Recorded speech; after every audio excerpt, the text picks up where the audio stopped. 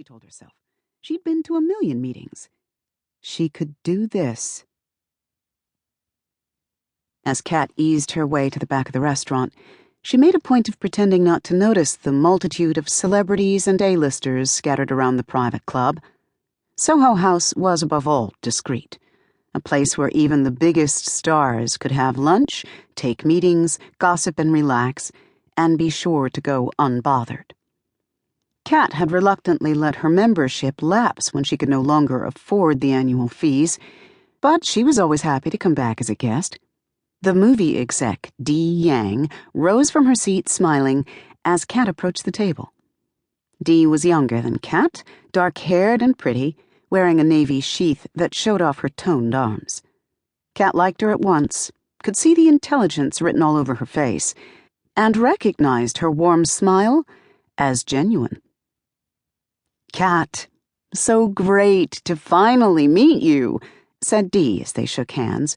"I'm such a huge fan." Kat waved the compliment off, smiling. "Thank you. It's so good to meet you, too." "And this is Steve Myers," said Dee as she and Kat sat down. "He's producing the project."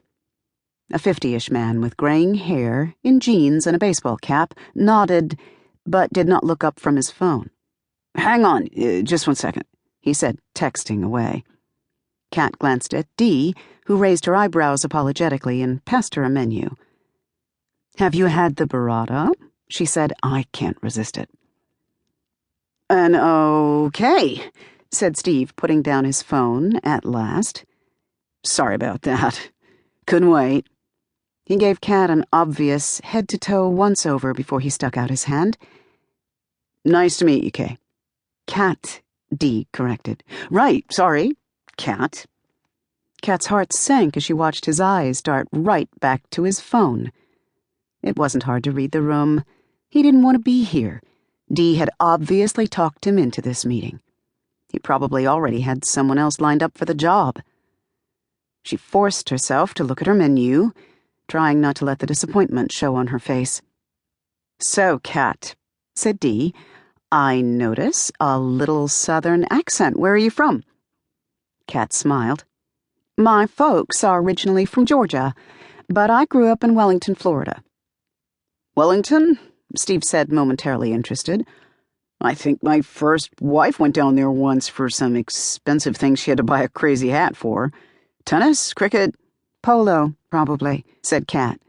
"Or some other horse-related activity.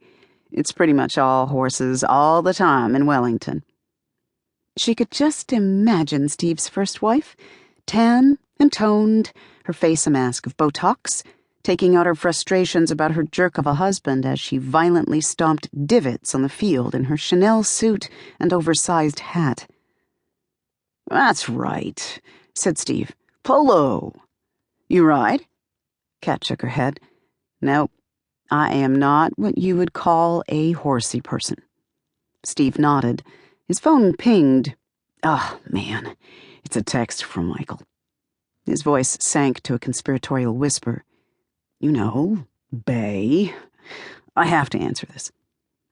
As he turned away from the table, Kat tried to push down a rising wave of annoyance. "So, anyway," said Dee hurriedly, "I absolutely love Winter's Passing. It's one of my all-time favorites. I cry every time I watch it. And you were practically still in school when you made it, right?" "About a year out," said Kat. "It was a crime that it lost the Oscar," said Dee. Kat smiled ruefully. "Well, you know what they say. Just an honor to be nominated." Steve looked up from his phone again, smirking. "But then, Red Hawk." Kat felt the smile freeze on her face. "Yes, Red Hawk." Steve made a clucking sound with his tongue. "Man, how much money did that one lose? It was some kind of record, wasn't it?" Kat met his beady eyes defiantly. "Came this close to making the Guinness Book." Dee laughed. Steve didn't even crack a smile. "Hell of a thing to be remembered for," he said. "And didn't you have a fling with Jack Hayes while you were filming?"